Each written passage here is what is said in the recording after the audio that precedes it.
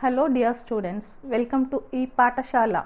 I am Dr. Amuda, working as Assistant Professor in Avinashlingam School of Management Technology, Avinashlingam Institute for Home Science and Higher Education for Women, Coimbatore.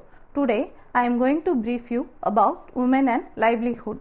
Livelihood for women is not a new issue. It is about issues women have been mobilizing around for decades for land, water, forest, indigenous people's rights, climate change and displacement. However, there is a pressing need to focus on livelihood as a right in the context of deepening crisis of capitalism and its impact on livelihood related rights for women around the world. Viewing the different aspects as a part of a greater issue and addressing them in more holistic way has tremendous power. Women contribute to 65 to 70% of the labor in agriculture. Most of them are illiterate and unable to attend formal training course, leaving their domestic responsibilities. Rural women trial in adapting new technologies and in taking advantage of modern scientific and information technologies. Furthermore, introduction of any new program for promoting livelihood will further add to their burden, as they are already suffering from drudgery, ill healthness, suppression in the society. Therefore, women empowerment should be an important and integral component of the sustainable livelihood. Now, we can look into the definition of livelihood. A person's livelihood refers to their means of securing the basic necessities for food, water, shelter, and clothing of life. Livelihood is defined as a set of activities involving securing water, food, fodder, medicine, shelter, clothing, and the capacity to acquire above necessities, working either individually or as a group by using endowments, both human and material, for meeting the requirements of the self and her household on sustainable basis with dignity. The activities are usually carried out repeatedly. For instance, a fisherman's livelihood depends on the availability and accessibility of fish. We can look into sustainable livelihood. Now we can see what is sustainable livelihood. The concept of sustainable livelihood is attempt to go beyond the conventional definitions and approaches to the poverty eradication. These had been found to be too narrow because they focused only on certain aspects or manifestation of poverty, such as low income, or did not consider other vital aspects of poverty, such as vulnerability and social exclusion.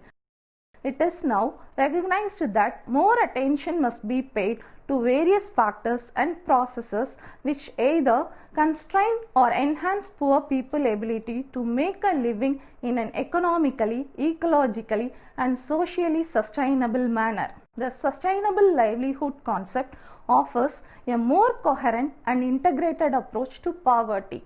The sustainable livelihoods idea was first introduced by the Bertland Commission on Environment and Development and 1992 United Nations Conference on Environment and Development expanded the concept, advocating for the achievement of sustainable livelihood as a broad goal for the poverty eradication. So now we can look into the routine task of a rural woman. For the rural women, the day starts early in the morning with the responsibilities of fetching water, fodder, fuel, and cooking food.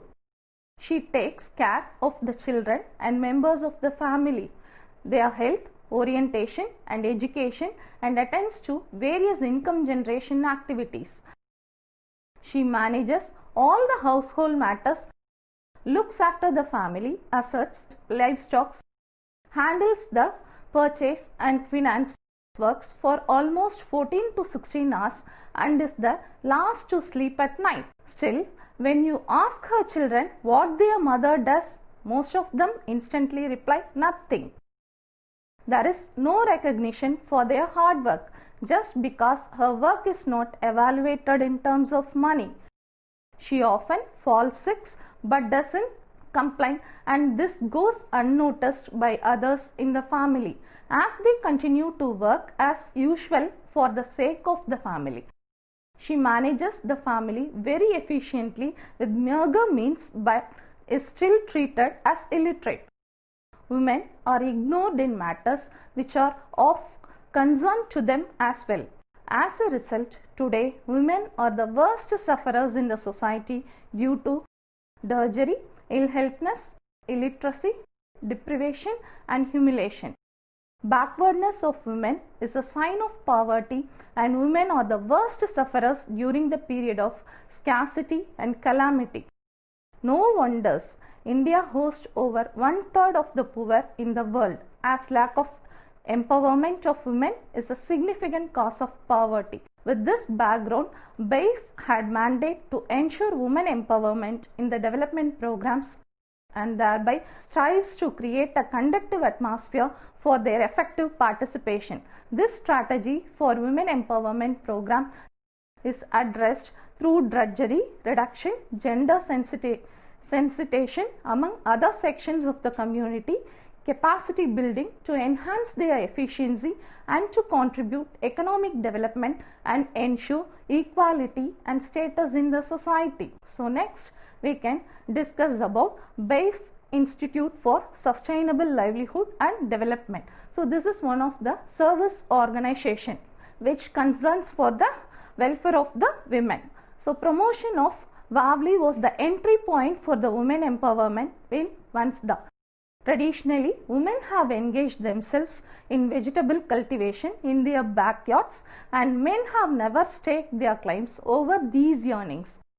This custom, known as WAVLI, ensured exclusive right of women over their earnings. Realizing that WAVLI could be an excellent opportunity to women empowerment, several new activities such as nurseries of fruits and forestry plants, mushroom production, large-scale vegetable production and shared cropping by women group were introduced.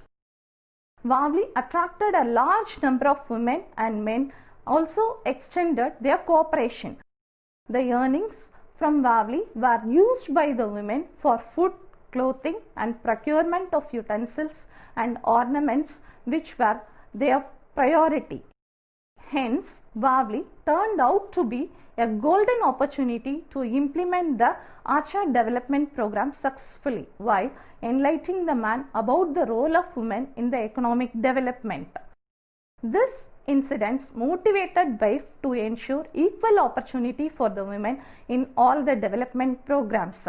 So now we can look into what is drudgery reduction. The extent of burden and sufferings of the rural women in India vary widely with the social and economic status, local customs, size of the family and many other factors. Hence, an intensive study with close interaction with women can help to identify suitable solutions for their problem.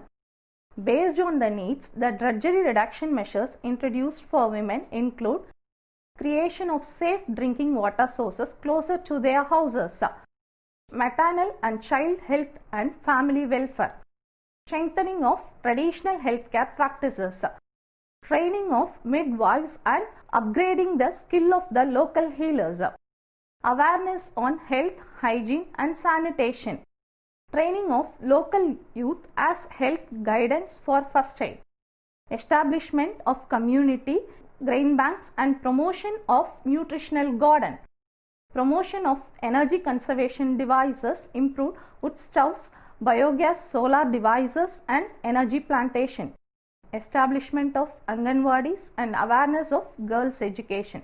So these activities have been very well appreciated and are also being encouraged by the male members of the society. So next comes the gender equality. Now let us see what is gender equality. While interacting with the rural women, the major obstacles were the elder male members of the family who were used to seeing their women subdued and non-interfering and who never stepped outside the house on their own. A dialogue with women threatened their status and dominance. Therefore, it was helpful to sensitize the men about the benefits of women empowerment, particularly with respect to development of children and enhancement of skill for income generation. The other aspects which required Persuasion, where opening of joint bank accounts and registering assets and lands titles jointly. Recognition of their services to the family and society could empower them further and provide equal status in the society. So next we can see about the gender sensitive approach to women empowerment. Drudgery reduction to facilitate participation in economic development, involvement in decision making process, identification of strategic gender needs and addressing them, capacity building in technical skills, information sharing and leadership development, formation of self-help groups for solidarity, awareness and motivation, addressing common problems and microfinancing. Economic development, enhance abilities to contribute to family income, access to credit and assets and reduce economic dependence. Staff orientation to adopt sustainable approach to address the problems and encourage participatory development. Gender vigilance to ensure women's participation in all fronts and access to benefit in training, entrepreneurship and activities of Panchayat Raj institutions. Creating of awareness among men could enlist greater support for women participation in the various development programs. In many regions, the men have taken a path contrary to the tradition to empower the women. So next we can see about capacity building. Here subsequently building of capabilities to create awareness, improve their skills, develop leadership and link with technologies, trade, financial institutions and local governments can empower them to take active part in socio-economic development at par with others. Such steps have led the community towards the literate and progressive society, directly benefiting every family and help to bring the rural women as a key players into mainstream development. With various women empowerment activities and training, there has been a significant increase in the confidence of women.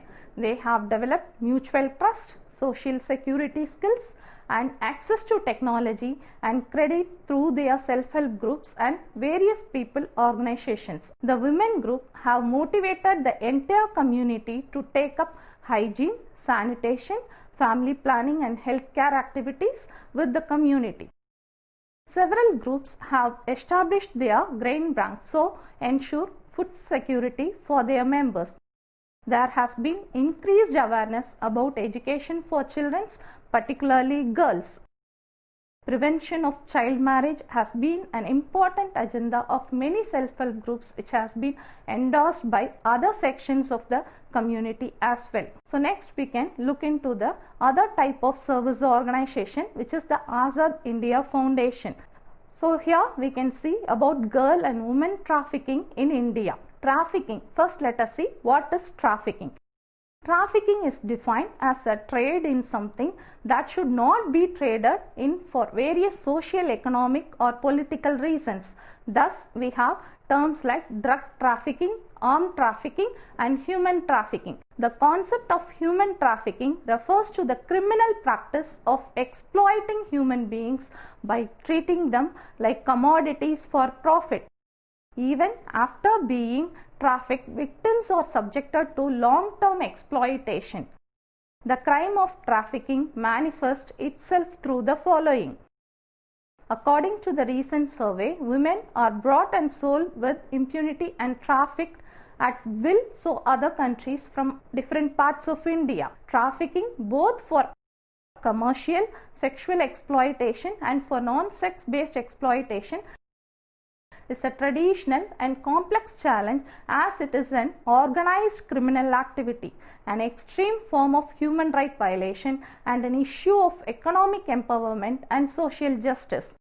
This trafficking of women and children causes untold miseries, as it violates the rights and dignity of the individual in several ways. It violates the individual rights to life, dignity, security, privacy, health, education and redressal of grievances. So next we can see the methods and strategies of prevention of these traffickings. Here for this, the United Nations protocol contains a number of provisions aimed at preventing trafficking. State parties are required to establish policies, programs, and other measures aimed at preventing trafficking and protecting trafficking persons from re-victimization. Therefore, policies, programs, and strategies that address prevention have to be unique with an focus on an orientation towards all these issues. Strategies in all these areas have to be oriented towards the specific characteristics of the situation and the target group. The strategies should address the issues of livelihood options and opportunities by focusing on efforts to eradicate poverty, illiteracy, etc. Education and other services should be oriented towards capacity buildings and the consequent empowerment of vulnerable groups. Gender discrimination and patriarchal mindset are important constituents and the catalyst of the vulnerability of women and girl children. This manifests itself in several serious violations of women's rights such as high incidence of female foeticides and infanticides and the discrimination against women in healthcare, education and employment. Since these are vulnerability factors that trigger trafficking, preventing strategies need to be oriented accordingly. At the micro level, the prevention of trafficking in the source areas required a working partnership between the police and NGOs. Public awareness campaigns and the community participation are key to prevention programs. Prevention is better achieved by community policing. Creating legal awareness is one of the most important functions of any social action program because without legal awareness it is not possible to promote any real social activism. Immigration officials at the borders need to be sensitized so that they can network with the police as well as with the NGOs working on preventing trafficking.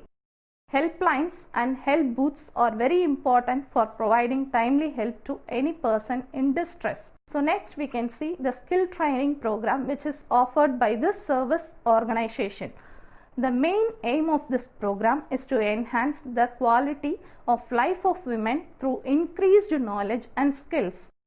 The foundation also realized that merely imparting literacy would not be sufficient. The women need vocational training or skill also to uplift their status. They should be able to stand on their feet and provide for their families. The discussion with women revealed that they are also interested in learning some skill to supplement their household income. They showed interest in learning stitching and tailoring. Foundation opened 6 vocational training centers on experimental basis. In a very short duration of 6 months, most of the women have become proficient in basic cutting and stitching. The credit goes to the students and the teachers who again form the community, are taking tremendous interest and teaching with their full dedication. After successful completion of the course, they will be encouraged to get bank loans to start their own business. So the next type of service organization is Bharatiya Samruddhi Investment and Consulting Services, which is also known as BASICS. So BASICS is a livelihood promotional institutions established in 1996, working with over 3.5 million customers, over 90% being rural poor households and about 10% urban slum dwellers. So BASICS, it works in 18 states such as Andhra Pradesh, Karnataka, Orissa, Jharkhand, Maharashtra, Madhya Pradesh, Tamil Nadu, Rajasthan, Bihar, Chhattisgarh, West Bengal, Delhi and so on. And it covers 223 districts and over 39,251 villages. The BASIC Social Enterprise Group has been working internationally for over 10 years. The main mission of the BASIC is to promote a large number of sustainable livelihood, including for rural poor and women, through the provision of financial services and technical assistance in their integrated manner. Next, we can look into the services which is provided by the BASICs. Basic strategy is to provide a comprehensive set of livelihood promotion services which includes financial inclusion services, agricultural business development services, and institutional development services to the rural poor household under one umbrella. So it is depicted in the diagram. Next we can look into the concept of women empowerment. So empowerment, it refers to increasing the spiritual, political, social or economic strength of individual and communities. It often involves the empowered developing confidence in their own capacities. So here, having decision making power of their own. The women should have the decision making power of their own. Having access to information and resources for taking proper decisions. Having a range of options from which you can make choices, like just not yes, no, either or likewise. Ability to exercise assertiveness in collective decision making. Having a positive thinking on the ability to make change. Ability to learn skills for improving one's personal or group power. Ability to change others' perception by democratic means. Involving in growth process and changes that is never ending and self-initiated. Increasing one's positive self-image and overcoming stigma. So all these are said to be the women empowerment. So I would like to conclude the session Women and Livelihood by saying promoting safe, flexible, female-friendly employment and workspace for women is essential. Job opportunities are limited in villages, but women generally have reluctant to see employment outside of their villages.